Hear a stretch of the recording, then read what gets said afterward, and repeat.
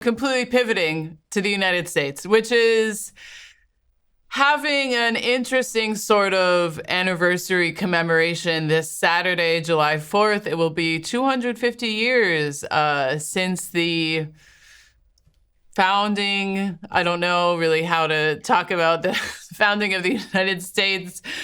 Something that was done on genocide and with slavery and I think by genocide and slavery you mean freedom. freedom. The first democracy in the history of the world. Like, what are you talking about? I know. Zoe? What am I saying?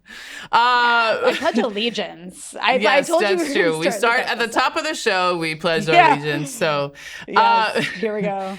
But all that to say, this Saturday, July 4th, Trump, for this anniversary, is staging a massive America Freedom at 250. It is a military spectacle. There's going to be kind of a mass like fireworks show and military flyovers. But in Philadelphia, just north of Washington, veterans and active service members are going to be in the streets rejecting Trump's agenda of endless war and rejecting the authoritarian policies that he is imposing here in the United States. The Center for on Conscience and War, About Face, Veterans for Peace, and other organizations are organizing a rally, are organizing that rally in Philadelphia. So joining us to talk about all of this spectacle of the U.S. at 250, the rally that's being organized in Philly. We're very excited to be joined by Mike Prysner. He is the executive director of the Center on Conscience and War. He is a U.S. Army veteran, and he has been, in his role at the Center of Conscience and War, he has been receiving a lot of different caseloads of conscious objectors. So we're going to get into that as well. Mike, thank you so much for joining us here on BT Live. Do we have a mute? We have a mute issue. Oh, I don't hear Mike.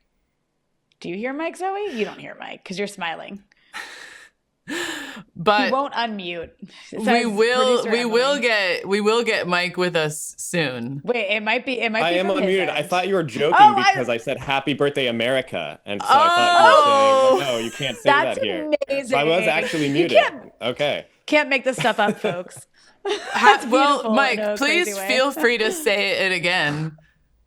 I retract the "Happy Birthday, America." There we go. Well, Mike, we're very excited to have you here with us on the show. You're involved in a lot of important work right now. And part of that is going to be being on the streets of Philadelphia. We know this year Trump has been organizing a series of activities around the 250th anniversary of the so-called founding United States. There was the big kind of state fair that's being held on the lawn, I believe. There's been some crazy kind of like parades and concerts. The big event, of course, is going to be on July 4th.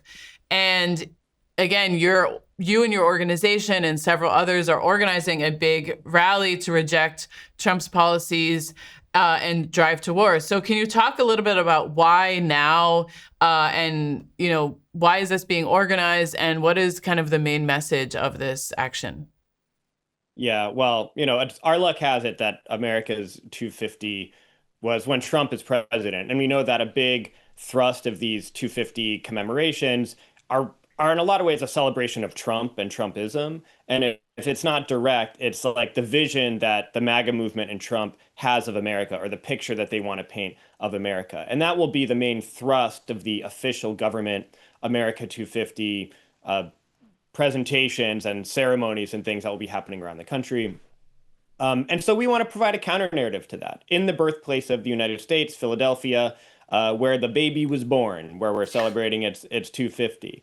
And so we're going to be there providing a counter narrative. There are going to be hundreds and hundreds of veterans, mostly young veterans, not even of my generation, but younger, those who've gotten out of the military very recently. Hundreds and hundreds of veterans, along with many, many military families, including those who have loved ones deployed overseas right now. And I'm actually traveling there with close to a dozen people who are still in the military, many of whom have been filing as conscientious objectors since Operation Epic Fury began. So very recent resistors to Trump's policies overseas and here at home. And so the idea, of course, is to provide that counter narrative to the one that's going to be pushed down people's throats on July 4th by the Trump administration in particular. And we're rallying around these core demands of ending militarization at home, ICE on our streets, and the domestic deployment of the National Guard, which has already had some terrible consequences, but projecting out to the elections in November, that things could get a little worse. We're demanding an end to the endless wars, the war in Iran, potential war with Cuba, the military actions and the impunity with which they exercise abroad needs to end, and calling for real investment in our communities here. Look, the military budget that they're putting forward, $1.5 trillion, that of course could be used to give a future and a brighter life for so many suffering people here in this country, and an entire generation of people that see no hope and no future, while so much money is just going to be squandered on more of this death and destruction. And I think just the overall thing that has united this, I think, diverse group of veterans, because, it's not just the veterans peace groups, but groups like 5051 Veterans and Common Defense and the Fayetteville Resistance Coalition just outside Fort Bragg, North Carolina, have come together recognizing the rising authoritarianism of the Trump administration and all the ways that manifests both in its foreign policy overseas and here in our own streets.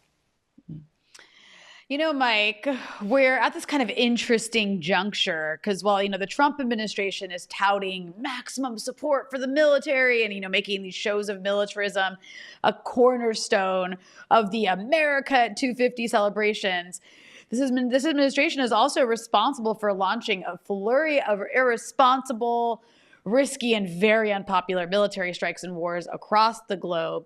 So in your role assessing conscientious objectors, what has been the response to this pro-military stance of figures like Trump, and then, of course, Pete Hegseth, who attempts to go and train with service members to show how much he supports the troops, but I will point out, as a fitness fanatic myself, has terrible form.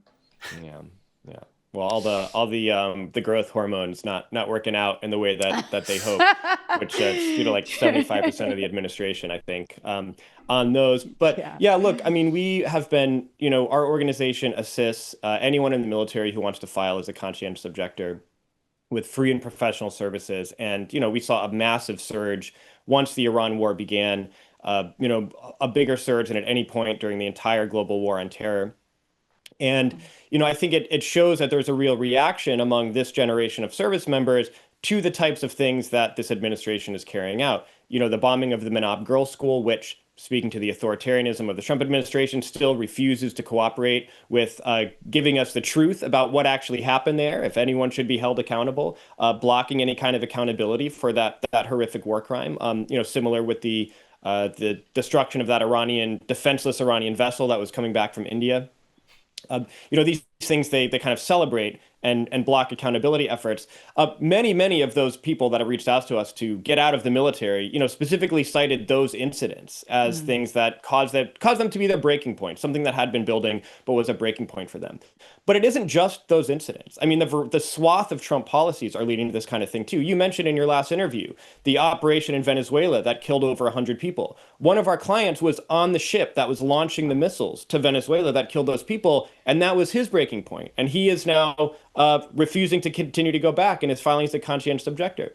We have someone who is an officer stationed at Guantanamo Bay, where Pete Hegseth just visited and told everyone, get ready for any contingency, meaning invading Cuba, who was radicalized by the horrible treatment of the detainees that ICE is bringing from our communities and our neighborhoods and sending them to Guantanamo to treat them as the worst people in the world. And that was this person's breaking point. And so I think the obvious things are the Iran conflict leading to that surge, but there's such a variety of different things that are happening on behalf of the Trump administration, by the Trump administration, that's causing people to take this very bold and brave and courageous step. And it's really wonderful that so many will be joining us there on July 4th in Philadelphia.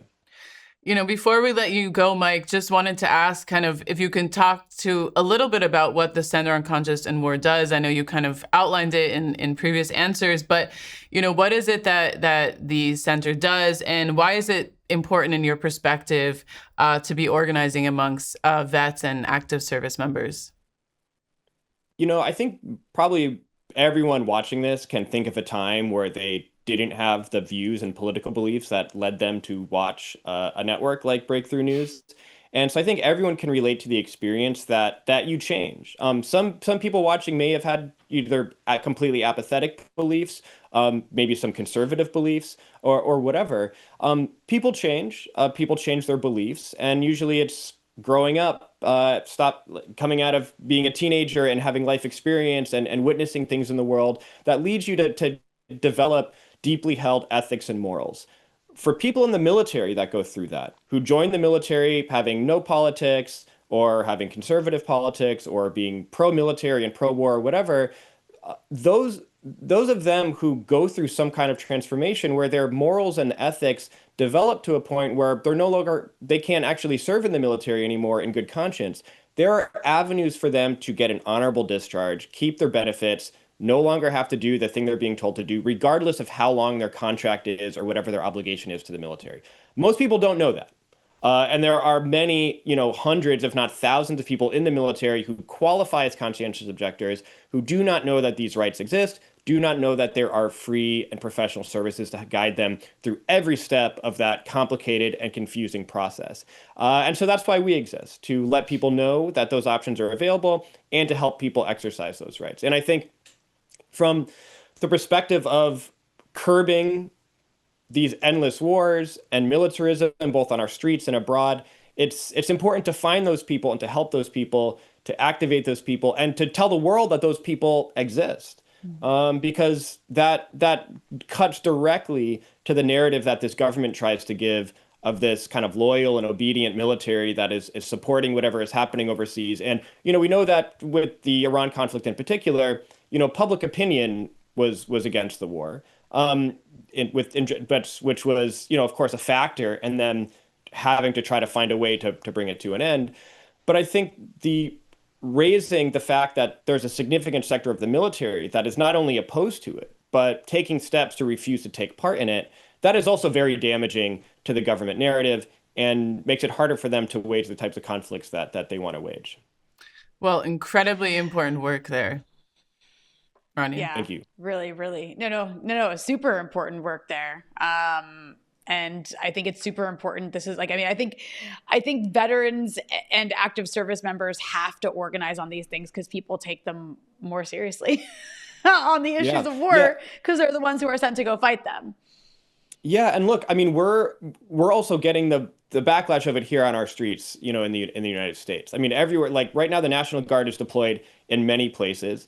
Just last month, when Trump was asked if he would deploy ICE and soldiers to polling places in November, he said, "I'm going to do whatever I have to do to make sure that the right people are voting and that we have these quote unquote honest elections." The Attorney General, in the same vein, said that he doesn't understand what the big deal would be about like Trump's paramilitary ICE along with American soldiers being at polling places to make sure that the right people are voting. Like, what's the problem with that? Republicans have been blocking legislation that would prohibit soldiers being used in this way, and they already have been used in this way. Look, it was just 5 months ago that ICE murdered 2 Americans, brutally, shot one in the face and shot one 10 times in the back. One of our beloved VA healthcare workers, murdered for doing what was right and also doing what was completely within their constitutional rights. And American soldiers have been used, not directly with these ICE operations, but to be able to facilitate the government being able to deploy ICE